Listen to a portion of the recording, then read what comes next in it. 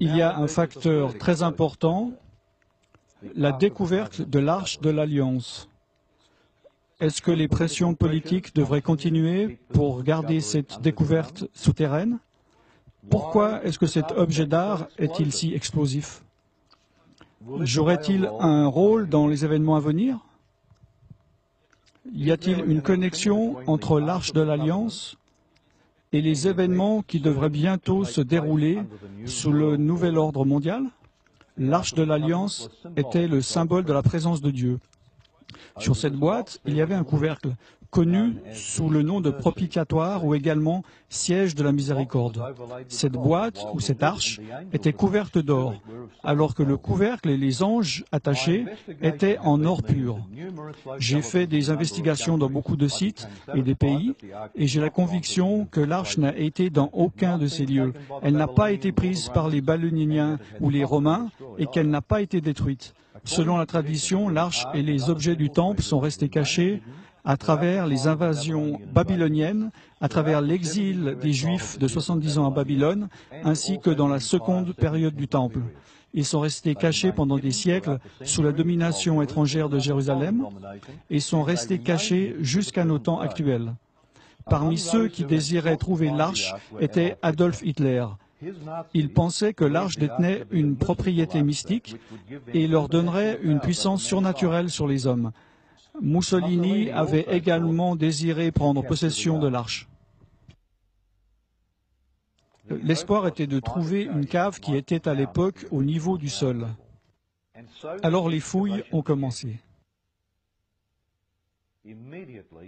Devant la paroi rocheuse, progressivement, de plus en plus profond. Et assez rapidement, ils commencèrent à trouver quelques niches qui ressemblaient à des petites boîtes de livres. Et alors que les fouilles allaient plus profondément, ils en découvrirent 3. Continuant à creuser, ils découvrirent à 14 pieds plus bas une pierre découverte. Elle se trouvait à peu près à 2,50 m de la paroi rocheuse. Après l'avoir nettoyée, ils découvrirent au milieu une forme carrée. Ça ressemblait à une cheville, comme une prise faite de pierre. Après examination, il s'est avéré qu'il y avait comme 2 petites niches avec lesquelles on pouvait le retirer. Sous cette prise, nous avons découvert un emplacement pour mettre un poteau d'une profondeur de 50 cm. En fait, une profondeur de 23 pouces et demi dans la roche. En fait, un trou carré avec une cheville par-dessus le scellant. Nous avons cette cheville en notre possession.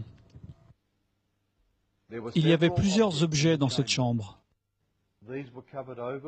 Ils étaient recouverts par des peaux d'animaux noirs.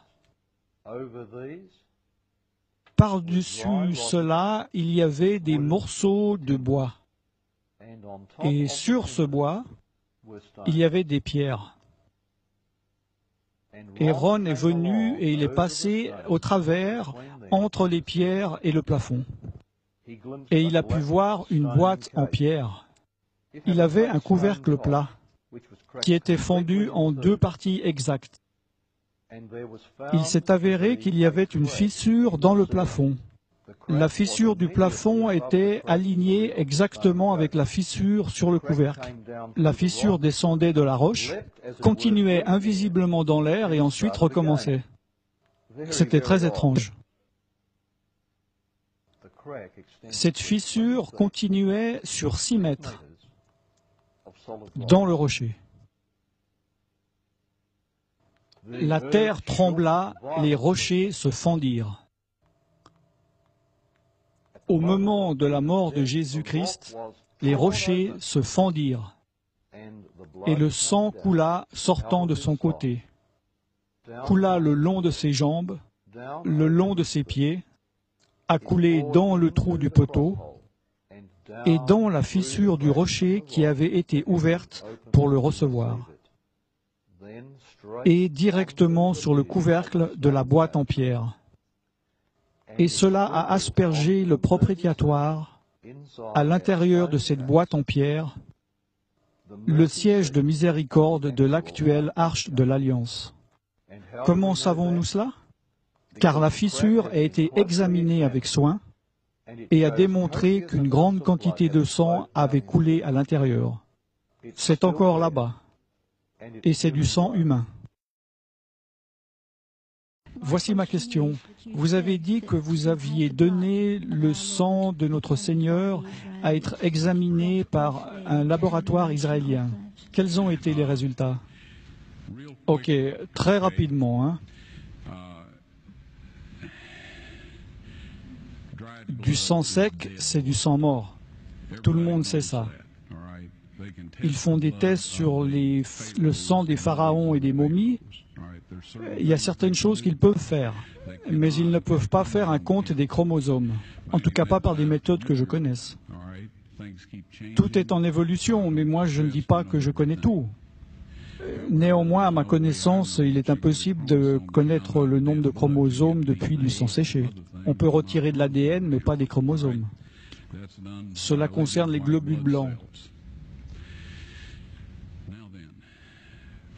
Tout d'abord, dans cette analyse, j'ai pris le sang et je l'ai amené dans un laboratoire en Israël. Je me suis renseigné avec un de mes collègues où se trouvait un bon laboratoire, digne de confiance.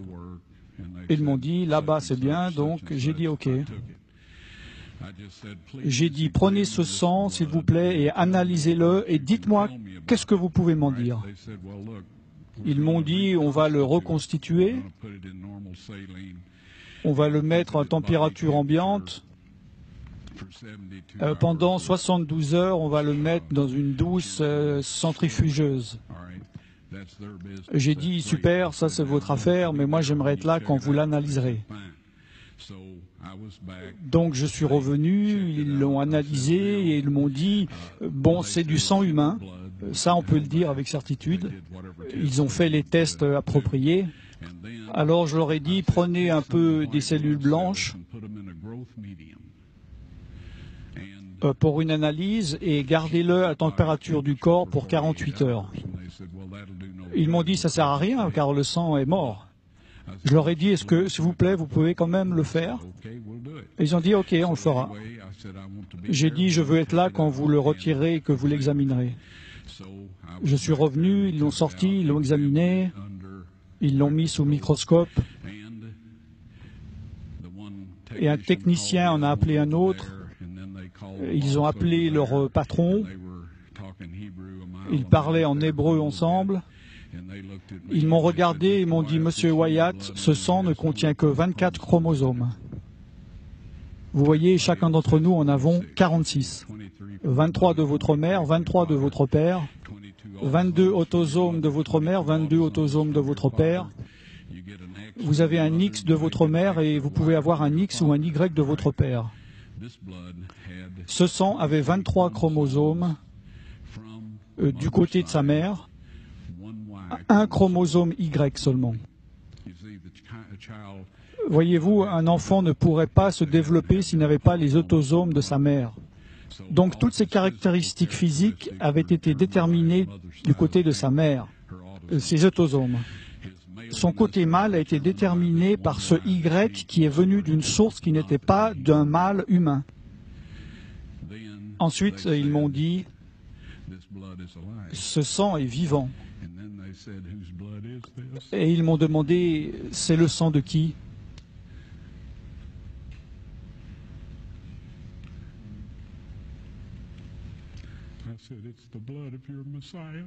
J'ai dit, c'est le sang de votre Messie.